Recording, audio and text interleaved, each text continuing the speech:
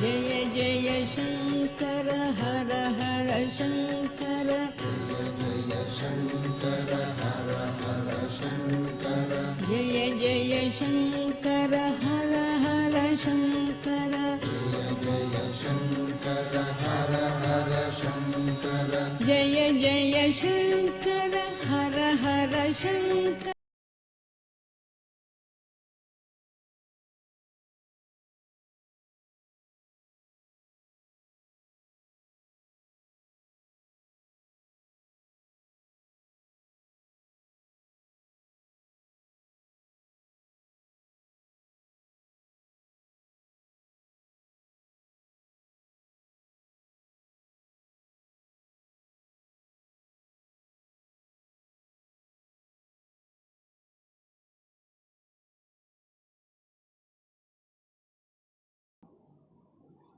நடமாடும் தெய்வமான காஞ்சி மகாபெரிவாளோட திருத்தொண்டர்கள்ல மாயவரம் பிரம்மஸ்ரீ சிவராமகிருஷ்ண சாஸ்திரிகள்.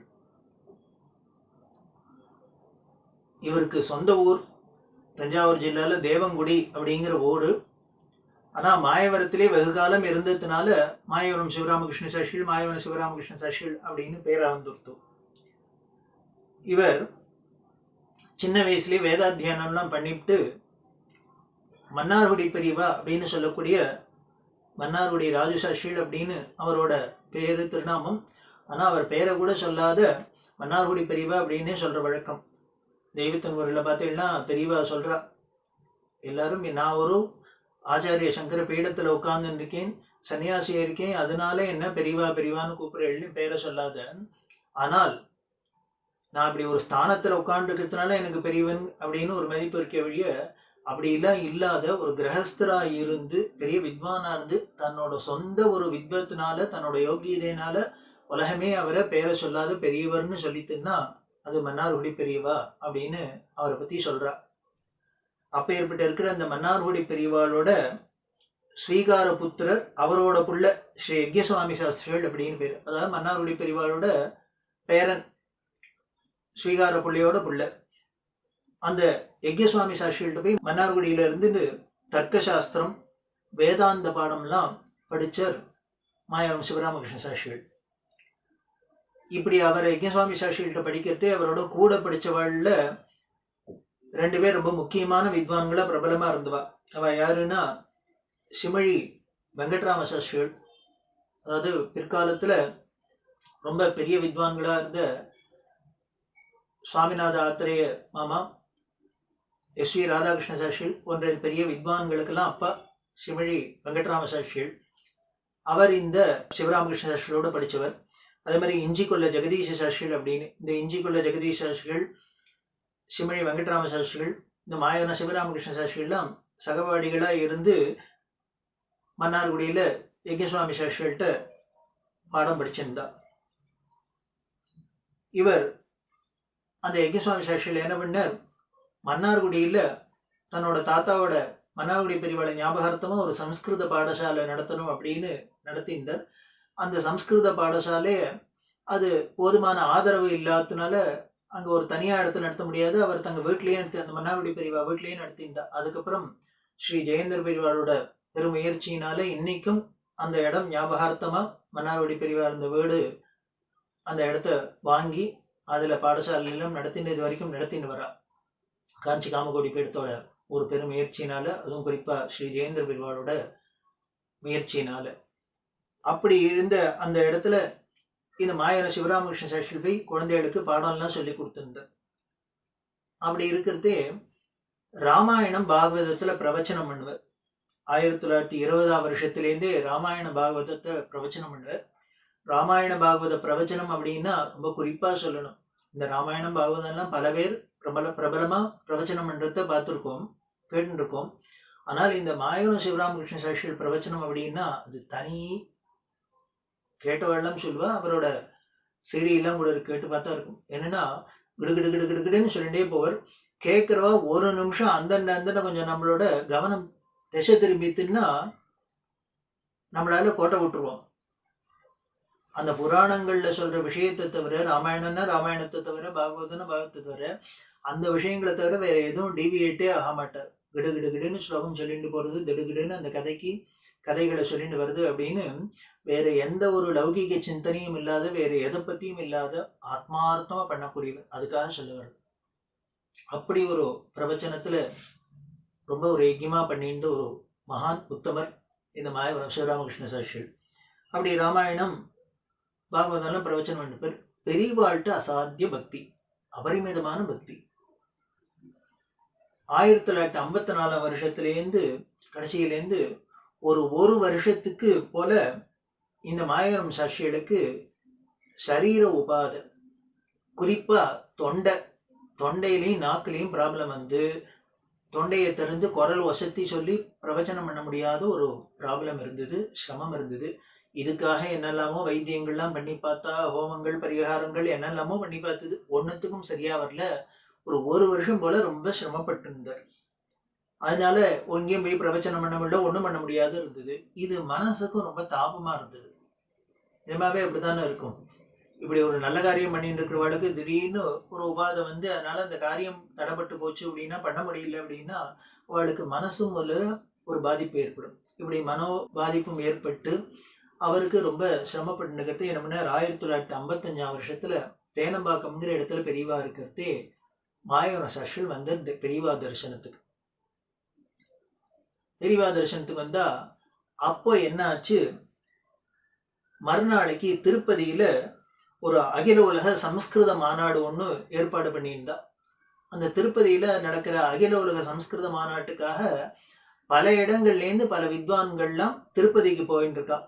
போறதே எல்லாரும் என்ன பண்ணினா, அதுல பல வித்வான்கள் வழியில திருப்பதி போற வழியில காஞ்சிபுரத்துல பெரியவா பக்கத்துல சிவாஸ்தானத்துல இருக்கிறதுனால அங்க தேனம்பாக்கத்துல வந்து தரிசனம் பண்ணிட்டு போகலான்ட்டு எல்லாரும் வந்திருக்கா. அப்படி பல வித்வான்கள்லாமும் வந்திருக்கா. அந்த சமயத்துல இந்த சிவராமகிருஷ்ண சாஸ்திரி பெரியவா தரிசனத்துக்கு போனார். போனா பெரியவா அவர்கிட்ட குச்சலம் விசாரிச்சா, எப்படி இருக்கு, சரீரம் சௌக்கியம்லாம் எப்படி இருக்கு, பிரவச்சனம்லாம் நன்னா போயின்னு இருக்கா, பண்ண முடியறதா அப்படின்னு. உடனே அவர் சொன்னார், சரீரம் அசௌக்கியம்னு சொல்ல மாட்டேன், சௌரியமா தான் இருக்கேன். ஆனால் என்ன அப்படின்னா, வாயை திறந்து பிரவச்சனம் தான் பண்ண முடியாத இருக்கு, குரல் எழும்ப மாட்டேங்கிறது, என்னன்னு தெரியல. அதோட இல்ல, புத்தியில வந்து என்னமோ தோணவே மாட்டேங்கிறது, பழசெல்லாம் சட்னி ஞாபகத்துக்கு வரமாட்டேங்கிறது, எனக்கு என்ன பண்றதுன்னு தெரியல, அதுதான் சிரமமா இருக்கு எனக்கு. அதை வந்து அதுக்காக என்னெல்லாமோ வைத்தியம் எல்லாம் பண்ணி பார்த்தாச்சு, பரிகாரம் எல்லாம் பண்ணி பார்த்தாச்சு, ஒன்னுத்துக்கு பலன் இல்லை. அதனால்தான் பெரியவாளை தரிசனம் பண்ணணும்னு வந்திருக்கேன். பெரியவாளும் ராமரும் அனுகிரகம் பண்ணா உண்டு, காப்பாத்தினா உண்டு, பெரியவா தான் அனுகிரகம் பண்ணணும் அப்படின்னு. உடனே பெரியவா சொன்னா, நீங்க ஒண்ணு பண்ணுங்க, இந்த வித்வான்கள்லாம் வந்திருக்கா, நீங்க ஒரு ராம பிரபாவம் பிரவச்சனம் பண்ணுங்கோளே, ராமரோட பிரபாவத்தை பிரவச்சனம் பண்ணுங்கோளே அப்படின்னு. இவர் சொன்ன வருத்தப்பட்டுனே சொன்னார், பெரியவா சொல்றா, பெரிய சபையா கூடி இருக்கு, வித்வான்கள்லாம் வந்திருக்கா, ஆனால் எனக்கு வாயை திறந்து பேச முடியல, பெரியவாளோட ஆணையை எப்படி நிறைவேற்றுறதுன்னு தெரியல அப்படின்ட்டு அவர் கண்ணால ஜலம் விட்டு வருத்தப்பட்டு. உடனே பெரியவா என்ன பண்ண அவரை சமாதானப்படுத்திட்டு, அதெல்லாம் ஒண்ணும் இல்லை, நீங்க என்ன பண்ணுங்கோ, சுக்லாம்பிரதம் குட்டின்னு சங்கல்பம் பண்ணிட்டு வாகிஷாத்தியா ஸ்லோகத்தை சொல்லிட்டு தோர்பிக்தா ஸ்லோகம்லாம் சொல்லிட்டு கூஜந்த ராமராம இதுன்னு ஸ்லோகம் ஆரம்பிச்சு, எப்படி முன்னால ராமாயணம் ஆரம்பிக்கிறது எல்லா ஸ்லோகம் சொல்லிவிட ஆரம்பிச்சுட்டு ராமபிரபாவம் சொல்ல ஆரம்பிக்கும் அப்படின்னு. பெரியவா திருப்பி இப்படி சொன்னா அவர் என்ன பண்ணுவார், உடனே முள்ள சுக்லாம்பரதனம் சொன்னார், வாகிஷாத்தியா சொன்னார், ரொம்ப ஹீன ஸ்வரத்துல சொல்ல, அதுக்கு மேல தொண்டையும் எழும்ப மாட்டேங்குது. இப்படி அவர் ஹீன ஸ்வரத்துல சொல்லிட்டே இதை பார்த்தோன்னா பெரியவா என்ன பண்ணா, கூஜந்தம் ராம ராமேதி மதுரம் மதுராட்சரம் அப்படின்னு தான் சொல்ல ஆரம்பிச்சுட்டா. இப்படி பெரியவாளும் சொல்ல ஆரம்பிச்ச உடனே இவருக்கு எங்கேருந்து தெம்பு வந்ததுன்னு தெரியல, அவரும் கம்பீரமா பெரியவாளுக்கு சமமா கூஜந்தம் ராம ராமேதி மதுரம் மதுராட்சரம் ஆருஷ்ய கவிதா சாகாமந்தே வால்மீகி கோகிலம் அப்படின்னு அவரும் ஆரம்பிச்சார். அப்படி பெரியவா எடுத்து கொடுத்து ஆரம்பிச்சதுதான்.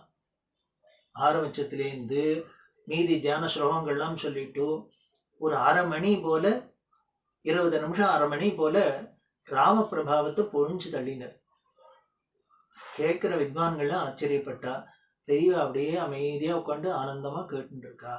இவர் ஒரு அரை மணிக்கு அப்புறம் தான் தெரிஞ்சது, இவ்வளவு தூரம் நாம இப்படி பண்ணியிருக்கோம், எங்கேருந்து தொண்டை வந்தது, எங்கேருந்து நமக்கு திருப்பி பிரவச்சனம் பண்றதுக்கு சக்தி வந்ததுன்னு தெரியல அப்படின்னுட்டு உடனே கண்ணால தண்ணி விட்டுட்டு, இத்தனை நாள் இப்படி சிரமப்பட்டுட்டேன், மனசு வியாக்குலப்பட்டுட்டேன், இப்படி பெரியவாள்கிட்ட வந்து முறையிட்டது, பெரியவா வாக்கால எடுத்து கொடுத்து ஆரம்பிச்சு வச்சது, சொல்லுன்னு உத்தரவு பண்ணது, இன்னைக்கு பழையபடி எனக்கு பிரவச்சனம் பண்ண வந்துருத்து அப்படின்னு ரொம்ப சந்தோஷப்பட அவர் திருப்பி திருப்பி நமஸ்காரம் பண்ணி, இது பெரியவா கிருப்பை பெரியவா கிருப்பை அப்படின்னு சொல்ல, பெரியவா உடனே அவருக்கு ஷால்வை பொத்து சொல்லி பிரசாதம் எல்லாம் கொடுத்து, கவலைப்படாதீங்கோ, எல்லாம் பிரவச்சனம் பண்ணிட்டு எல்லாருக்கும் நல்லதை எடுத்து சொல்லிட்டு சௌக்கியமா இருங்கோ அப்படின்னு சொன்னா இவர் பிரசாதம் வாங்கிட்டு வந்துட்டார்.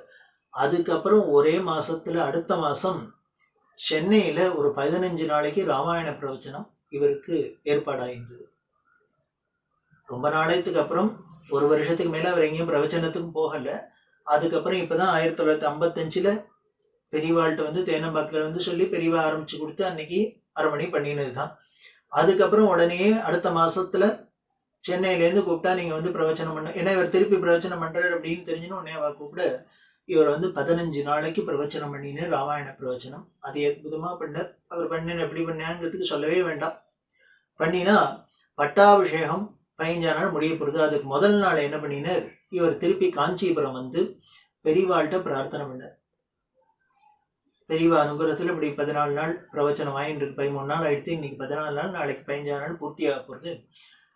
இப்படி பெரியவா சொல்லி பெரியவாளாலதான் நான் இப்ப திருப்பி பிரவச்சனம் பண்ண ஆரம்பிச்சிருக்கேன். அதனால பட்டாபிஷேகத்துக்கு பெரியவா பிரசாதம் வரணும்னு ஆசைப்படுறேன். பெரியவா தயவு பண்ணி பட்டாபிஷேகத்துக்கு நாளைக்கு சமயத்துல பெரியவா பிரசாதம் கொடுத்து அனுப்பணும் அப்படின்னு பிரார்த்தனை பண்ணு. பெரியவா ஆஹா அவசியம் பண்றேன் அப்படின்னு அவர் அனுப்பிச்சுட்டா.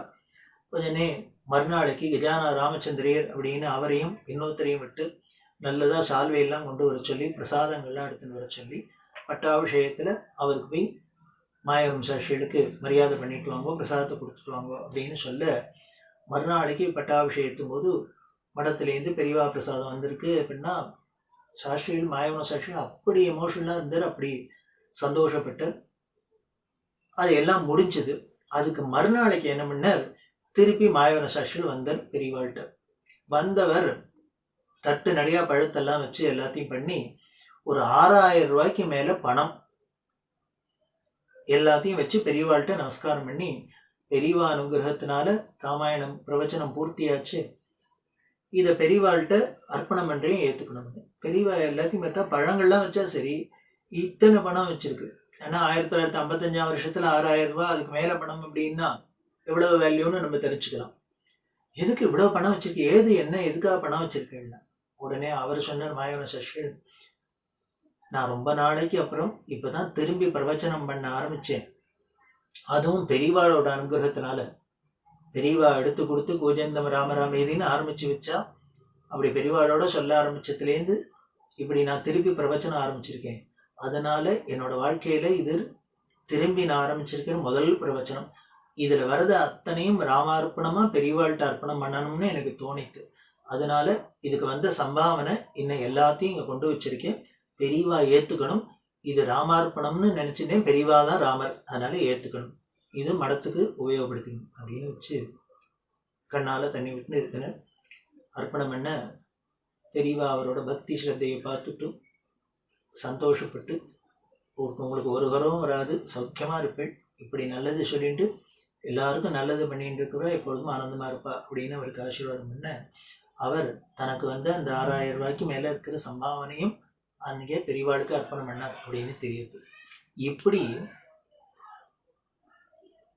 பெரியவாளுக்கு கைங்கரியம் பண்ணி இந்த மாயவரம் சிவராமகிருஷ்ணாஷி இது தன்னோட இந்த நிகழ்ச்சியெல்லாம் தவறே ஒரு புஸ்தகமாவே எழுதியிருக்கு, தனக்கு பெரியவா எப்படி அனுகிரகம் பண்ணினா அப்படின்னு. இப்படி பேசாதவாளையும் பேச வைக்கலாம், பாடாதவாளையும் பாட வைக்கலாம் இப்படின்னு அந்த ராமாயண ஸ்லோகத்திலேயே அப்படித்தானே வருது. மூக்கம் கரோதி வாசாலம் பங்கும் லங்கயதே கிரிம் எத்கிருபாதமஹம் வந்தே பரமானந்த மாதவம் அப்படின்னு தானே சொல்றோம். அதனால ஊமையும் பேச வைக்கும், மூடனையும் மலையை தாண்ட வைக்கும், எப்படி வேணா பண்ணும் அப்படின்லாம் சொல்லும் இல்லையா. அந்த கிருபை தான், பகவான் தான், ராமர் தான் தெரியவா அப்படின்னு மாயவரம் சிவராமகிருஷ்ண சாட்சி மாதிரி மகான்கள்லாம் நமக்கு தாங்கள் அனுபவிச்சுட்டு நமக்கு சொல்லியிருக்காங்க. அப்படி இருக்கிற அந்த பெரியவாளை நாமளும் பிரார்த்தனை பண்ணிட்டு, இது மாதிரி நாமளும் நம்மளால முடிஞ்ச நல்ல காரியங்களை பண்ணிட்டு பெரியவா கிருப்பை அடையணும்னு சொல்லி பெரியவாளோட திருத்தொண்டர்கள்ல இன்னும் பல வித்வான்களோட விஷயங்களை தொடர்ந்து பார்க்கலாம்.